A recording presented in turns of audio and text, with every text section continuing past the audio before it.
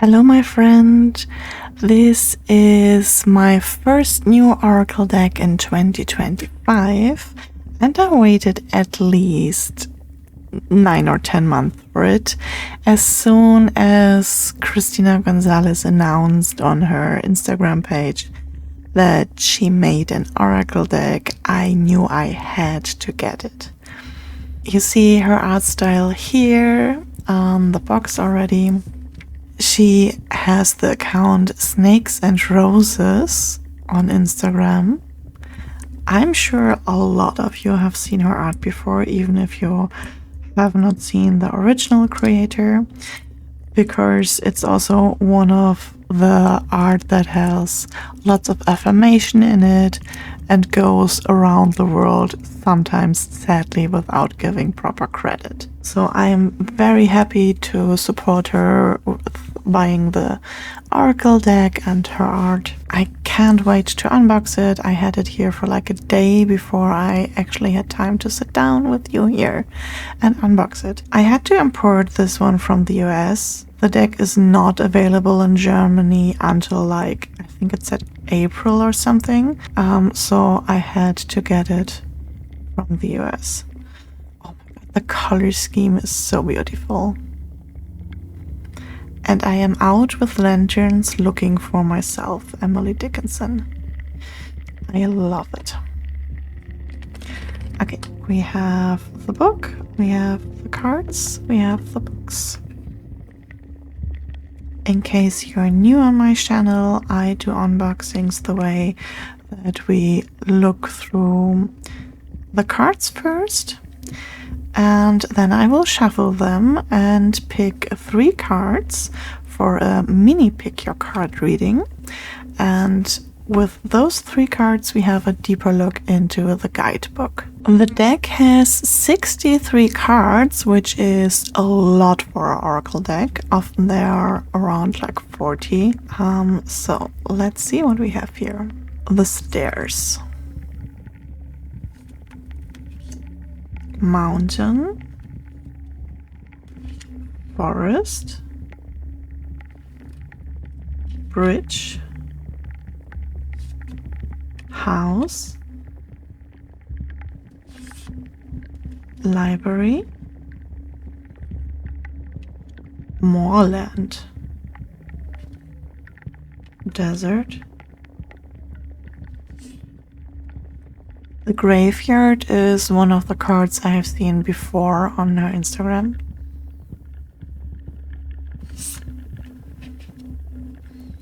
Cave.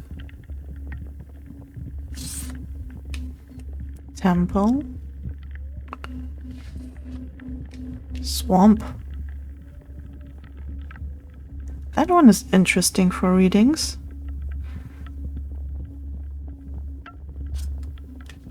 The crossroad. Cliff.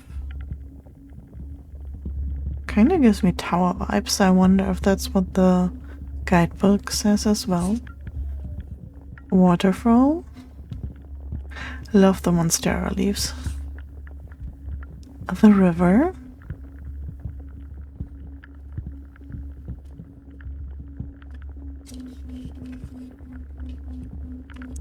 The island. The seashore. Yeah, my German pronunciation is. The village. The lighthouse. This might be my favorite one this far. The castle. Including a unicorn, or...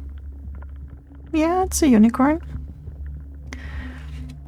The bunny. That is so cute. The lamp. The bear. The squirrel. The German word for squirrel is Eichhörnchen. So a little Eichhörnchen. The lion. So majestic is the word I was trying to pronounce. The tigress. my god, the fox. The snake, of course. For Snake and Roses, we have to have a snake in the deck. The swan, oh my god. At one point, I would love to have a tattoo of a black swan. Not yet, not quite. Tattoos are expensive though. The crow. Oh, the wolf is stunning. Oh, we have a hummingbird card. Oh. A whale.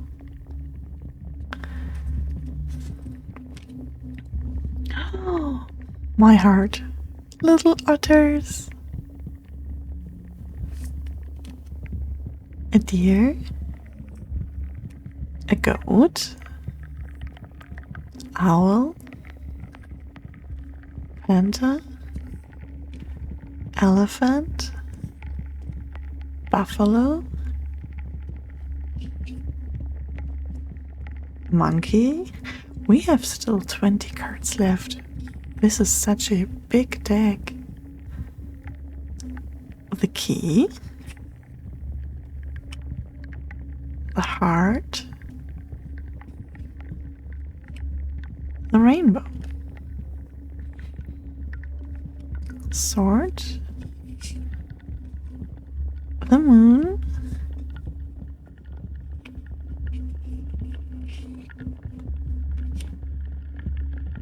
The sun. The rose.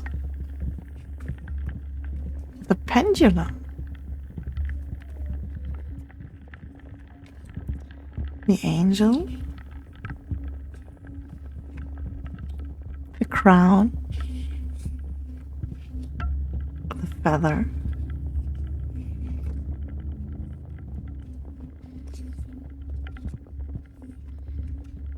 The bow. The coin. The compass. Candle.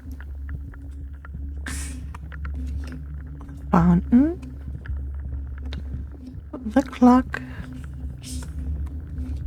The tree. The gate. And the bell. No, 63. Wait. Haha. The clover. That means it's time to shuffle. The cards feel very sturdy. So it is indeed a high quality deck.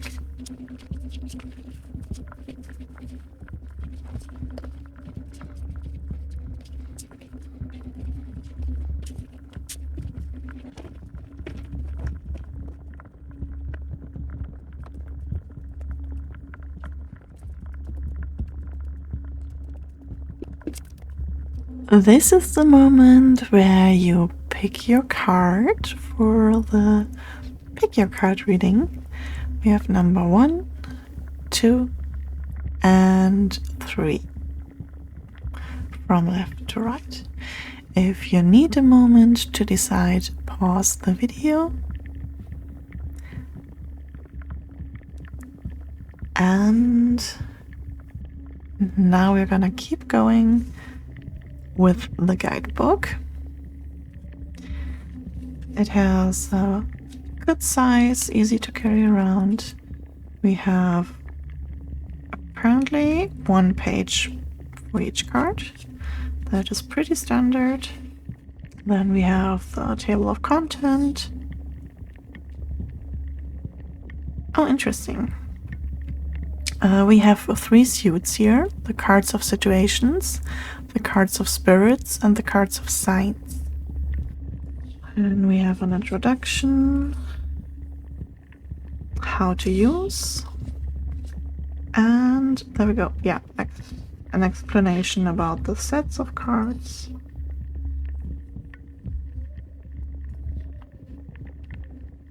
And some 1, 2, 3 card readings, some explanations. so it's accessible for beginners. Nice. Let's start with card number 1. The Goat. So we have a spirit card here. The Goat, spirit of passion. Fire can create life or destroy it. The spirit of the goat wants to remind you of the desires that lie within your heart.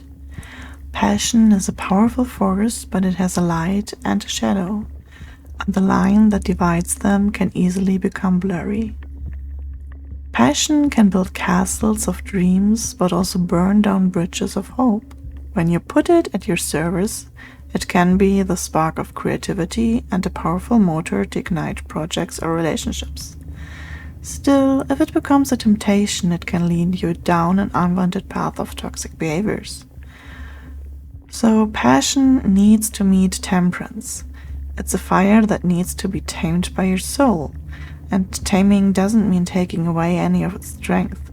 It means owning and learning how to use this power for the highest purpose. Let passion be the flame that warms your heart and not the shame that harms your soul. In balance, feeling passion, experiencing high creativity, finding energy to manifest dreams, fulfilling projects, finding relationships, bursting with loving energy.